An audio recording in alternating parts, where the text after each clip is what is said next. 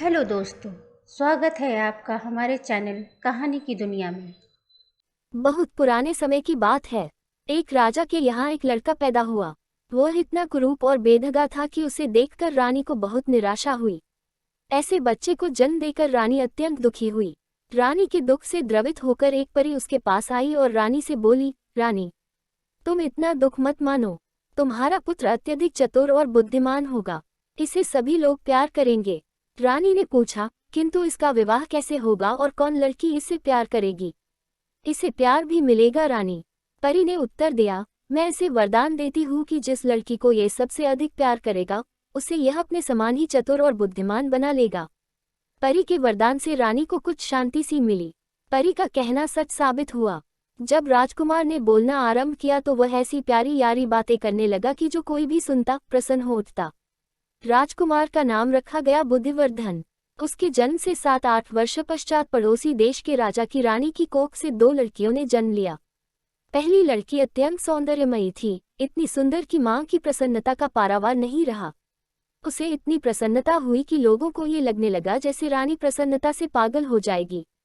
वह परी, जो राजकुमार बुद्धिवर्धन के जन्म पर प्रकट हुई थी, वह आई और रानी से कहने लगी, हो सकता है कि तुम्हारी यह खुशी ज्यादा देर न रहे।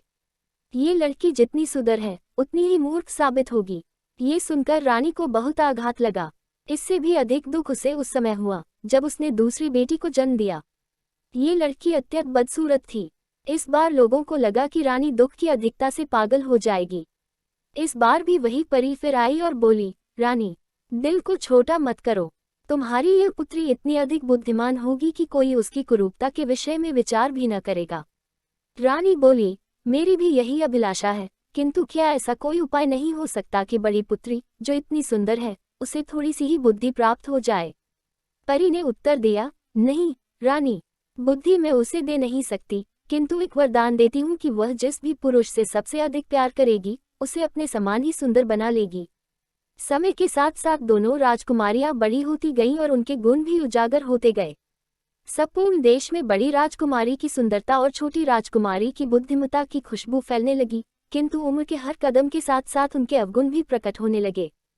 छोटी राजकुमारी तो दिनों दिन बदसूरत होती चली गई, बड़ी दिन प्रतिदिन मूर्ख होती चली गई। यदि कोई उससे कुछ पूछता या कुछ कहता, तो तब या तो वह चुप रहती या फिर कोई मूर्खता भरा उत्तर देती। इसके अतिरिक्त वह इतनी फूहड़ थी कि यदि 4 फूलदान सजाने होते तो एक उसके हाथ से गिरकर अवश्य टुकड़े टुकड़े हो जाता। पानी पीती तो उसके कपड़ों पर पानी अवश्य छलक जाता। सुंदरता में बड़ा आकर्षण होता है। जब दोनों बहनें एक साथ कहीं जाती तो लोग छोटी की अधिक कद्र करते। पहले तो सब लोग सुंदर राजकुमारी के चारों ओर फिर आते, उसे देखते और उसकी सुंदरता की सराहना करते, किंतु शीघ्र ही बड़ी की कलई खुल जाती और लोग उसे छोड़कर छोटी को घेर लेते, क्योंकि उसकी प्यारी प्यारी बातें सुनने में उन सबको अपूर्व आनंद आता था। यद्यपि बड़ी लड़की मूर्ख थी, अपनी इस उपेक्षा को समझती थी।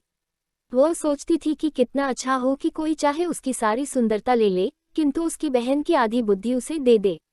रानी उसे प्यार करती थी, उसकी मूर्खताओं के लिए उसे कभी कभी डांट भी देती थी। तब विवश राजझारी अत्यंत दुखित और निराश हो जाती। एक दिन अपने दुख को हल्का करने के लिए वह चुपके से वन की ओर चली गई। वहां अकेले में उसके हृदय का दुख आंसू बनकर फूट निकला। तभी अकस्मात वहां उसे एक आदमी आता हुआ दिखाई दिया। वहां अकेले में उसके हृदय का दुख आंसू बनकर फूट निकला। तभी अकस्मात वहां उसे एक आदमी आता हुआ दिखाई दिया। वह व्यक्ति शक्ल सूरत और चाल ढाल से बेहद बदशक्ल था, किंतु उसका लिबास राजकुमारी जैसा शानदार था। वह कुरूप व्यक्ति राजकुमार बुद्धिवर्धन था। राजकुमार ने राजकुमारी को पहचान लिया, क्योंकि उसने राजकुमारी के रूप की चर्चा सुन रखी थी। राजकुमारी के समीप पहुंचकर बुद्धिवर्धन ने अत्यंत आदरपूर्वक उसका अभिवादन किया और उससे पूछा, क्या कारण है जो आप इतनी उदास और निराश नजर आ रही हैं? मैंने अपने जीवन में अनेक रूपवती स्त्रियां देखी है, किंतु ऐसा रूप एवं आकर्षण किसी और स्त्री में नहीं पाया। हो सकता है ये सही हो, किंतु कहते कहते राजकुमारी चुप हो गई। बुद्धिवर्धन ने कहा, रूप एक ऐसी वस्तु है जो व्यक्ति की सारी कमियों को गुम कर देता है। इसलिए सदर लोगों के दुखी होने का ऐसा क्या कारण हो सकता है? राजकुमारी ने उत्तर दिया, कारण कारण मैं क्या बताऊं, मैं जितनी सुंदर हूँ उतनी ही मूर्ख भी हूँ।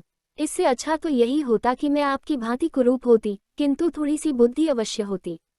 राजकुमार बुद्धिवर्धन ने समझाया, राजकुमारी, तब बुद्धिमान होने की अनुभूति होना ही बुद्धिमान होने की सबसे बड़ी निशानी है। बुद्धि तो ऐसा गुण है जिसके पास ये जितना अधिक होता है वह उसकी उतनी ही कमी का अनुभव करता है। ये सब तो मेरी समझ से परे की बातें हैं, किंतु मैं इतना अवश्य जानती हूँ कि मैं मूर्ख हूँ और इसलिए मैं इतनी दुखी हूँ। बस इतनी सी बात है। मैं तुम्हारा दुख दूर कर सकता हूँ। राजकुमारी ने प्रश्न किया, वह किस प्रकार? राजकुमार ने उत्तर दिया, मुझे वरदान प्राप्त है कि मैं जिस लड़की से सबसे अधिक प्यार करूंगा उसे अपने जैसा बुद्धिमान बना लूंगा, और तुम वही लड़की हो जिसे मैं सबसे अधिक प्यार करता हूँ। मैं तुमसे विवाह करना चाहता हूँ। वचन दो कि तुम मुझे अपना पति स्वीकार करोगी। राजकुमारी ठगी सी रह गई। उसके मुंह से कोई शब्द न निकला। बुद्धिवर्धन बोला, मैं समझ गया। ऐसा वचन देना तुम्हारे लिए कठिन होगा। वचन न देने में मुझे कोई आपत्ति भी नहीं है, फिर भी विचार करने के लिए मैं तुम्हें 1 वर्ष का समय देता हूँ। राजकुमारी एक तो वैसे ही मद बुद्धि थी और दूसरे उसके मन में बुद्धि प्राप्त करने की इतनी उत्सुकता थी कि उसे लगा जैसे 1 वर्ष तो एक युग के समान लंबा है जो कभी समाप्त ही नहीं होगा, इसलिए उसने बुद्धिवर्धन का प्रस्ताव स्वीकार कर लिया। उसने राजकुमार बुद्धिवर्धन को यह वचन दिया कि वह 1 वर्ष बाद उससे विवाह कर लेगी। जो ही राजकुमारी ने यह वचन दिया त्यों ही उसे यह आभास होने लगा जैसे वह एकदम बदल गई है। उसे अनुभूति हुई कि उसके मस्तिष्क में अब जो भी बात आती है उसे वह सहज और सरल रूप से कह सकती है। तुरंत ही वह बुद्धिवर्धन के साथ हंस हंसकर ऐसी समझ से भरी बातें करने लगी कि राजकुमार को लगा कहीं उसने राजकुमारी को अपनी बुद्धि से अधिक बुद्धि तो नहीं दे दी है। जब वह महल में लौटी तो लोग राजकुमारी का बदला रूप देखकर चकित रह गए। वह अब उतनी ही चतुर और हाजिर जवाब हो गई थी जितनी कि पहले छड़ और मूर्ख थी। पूरे राज परिवार की प्रसन्नता का पारावार न रहा, किंतु उसकी छोटी बहन को बड़ी का ये परिवर्तन जरा भी नहीं सुहाया। उसने सोचा कि अब उसे कौन घास डालेगा। अब तो वह अपनी बड़ी बहन के सामने अत्यधिक बदसूरत और फुहर लग रही थी। उसके बाद राजा अपने राजकाज में अपनी बड़ी बेटी से सलाह लेने लगा। ये समाचार बहुत तेजी से चारों तरफ फैल गया। पड़ोसी राज्यों के अनेक राजकुमार उससे विवाह करने की अपनी इच्छा व्यक्त करने लगे, किंतु राजकुमारी ने किसी भी प्रस्ताव को स्वीकार नहीं किया क्योंकि उनमें से एक भी उसके बराबर बुद्धिमान नहीं था। तब एक ऐसा राजकुमार भी आया जो इतना शक्तिशाली, धनी, बुद्धिमान और सुंदर था कि राजकुमारी उस पर आसक्त हो गई। ये देखकर रानी ने कहा, बेटी, जिसे तुम पसंद करोगी उसी से तुम्हारा विवाह कर दिया जाएगा। कहते हैं कि जो जितना बुद्धिमान होता है उसे किसी बात का निर्णय करने में उतनी ही देर लगती है। इसलिए राजकुमारी ने अपने पिता से कहा, इसका निर्णय मैं कुछ दिन बाद करूंगी। इस समस्या पर अत्यधिक गंभीरतापूर्वक मनन करने के लिए राजकुमारी एक दिन जंगल में गई। उसी वन में जहां राजकुमार बुद्धिवर्धन से उसकी भेंट हुई थी, वन में उसने देखा कि वहां किसी के विवाह की बड़ी धूमधाम से तैयारियां हो रही हैं। राजकुमारी ने एक व्यक्ति से पूछा, यहाँ किसके विवाह की तैयारियां चल रही हैं? उस व्यक्ति ने उत्तर दिया, आप नहीं जानती, कल हमारे राजकुमार बुद्धिवर्धन का विवाह है। राजकुमारी चकित रह गई। अकस्मात उसे स्मरण हो आया कि बुद्धिवर्धन से मिले कल उसे एक ग्रह पूरा हो जाएगा। याद आते ही उसके शरीर में सिहरन सी दौड़ गई। वह सोचने लगी, क्या दो ऐसे बदसूरत व्यक्ति से विवाह करूंगी।